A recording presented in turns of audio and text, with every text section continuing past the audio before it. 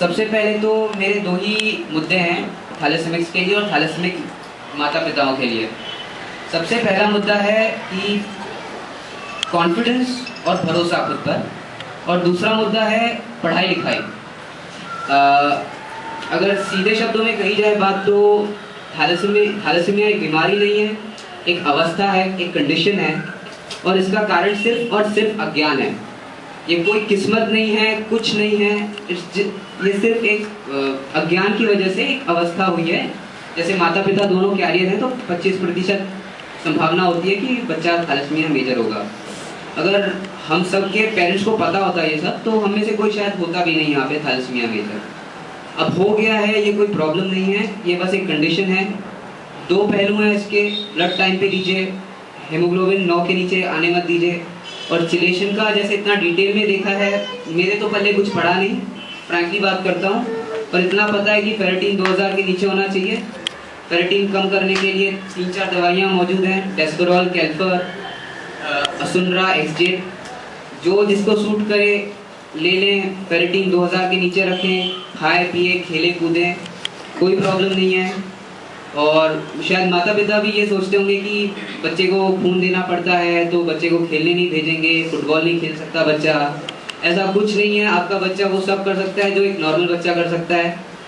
और इसके कई सारे उदाहरण हैं। एक तो उदाहरण जतिन दादा हैं, और दूसरी सिमरन खुद है यहाँ पे। उन्होंने भी अपनी पोस्ट ग्रेजुएशन कंप्लीट करी है और अपना खुद का बिजनेस सक्सेसफुली चला रहे हैं।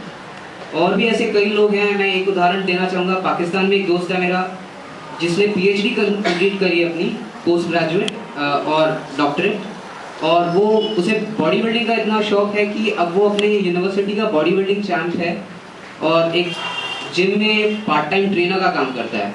तो अगर कोई सोचता है कि नहीं फिजिकल वर्क नहीं कर सकता है थैलेसीमिक, तो ये ऐसा कुछ भी नहीं है।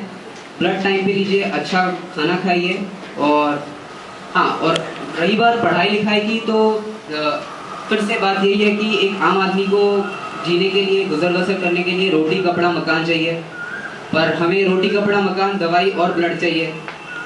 तो अगर किसी के, हमारे माता पिता करोड़पति लखपति हैं तो कोई प्रॉब्लम नहीं है, पर अगर मेरे ख्याल से यहाँ पे हर कोई करोड़पति तो है नहीं, तो बच्चों को ही पढ़ना लिखना पड़ेगा, काबिल बनना पड़ेगा। तो वहाँ सके खुद अच्छी पढ़ाई करें और लाइफ बहुत अच्छी रहेगी।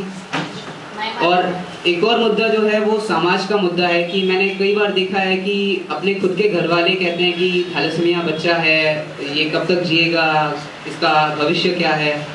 तो देखिए, अब ऐसे लोगों को आप समझा सकते हैं, क्योंकि इसका कारण भी अज्ञान है। अगर उनको आप समझा पाएँ कि ये ऐसा टेक्निकली और अज्ञान से हुआ है, अगर वो समझ जाएं तो ठीक है, नहीं तो ऐसे लोगों को उनके हाल पे छोड़ दीजिए। ये थैलेसीमिया कोई किसी से शर्माने की या छुपाने की बात नहीं है, किसी ने कोई गुनाह नहीं किया है। मैंने ये भी देखा है कि काफ़ी लोग स्कूल में छुपाते हैं, आस पड़ोस से छुपाते हैं। ठीक है, अगर आपके आस पड़ोसी समझ नहीं पाते ये बात को, इस काबिल नहीं है, तो छुपाइए, कोई बात नहीं है, पर डरने की या संकोच करने की कोई बात नहीं है। और रही बात, फिर से मैं कहना चाहूँगा कि मैंने ऐसा भी देखा, और ये बात को मैं बार बार इसलिए दोहरा रहा हूँ क्योंकि ऐसा कई लोगों के साथ होता है कि बच्चों को, जो थैलेसीमिक बच्चे हैं, जो बहुत काबिल हैं, उनको आगे बढ़ने का मौका नहीं दिया जाता है, उनके माँ बाप नहीं देते हैं, कभी कभी समाज आगे आ जाता है। पर मैं यही चाहूँगा कि हर किसी थैलेसीमिक बच्चे को एक आम आदमी की तरह सारे मौके मिलने चाहिए, क्योंकि ऐसी कोई बात नहीं है जो एक थैलेसीमिक नहीं कर सकता और एक आम आदमी कर सकता है।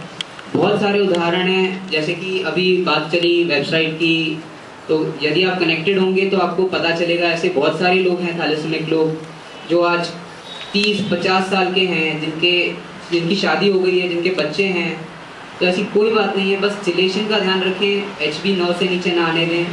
और अगर आप करोड़पति हैं तो ठीक है, नहीं करोड़पति नहीं है तो फिर पढ़ाई लिखाई करिए, कुछ बनिए, ज़िंदगी अच्छी रहेगी। Thank you.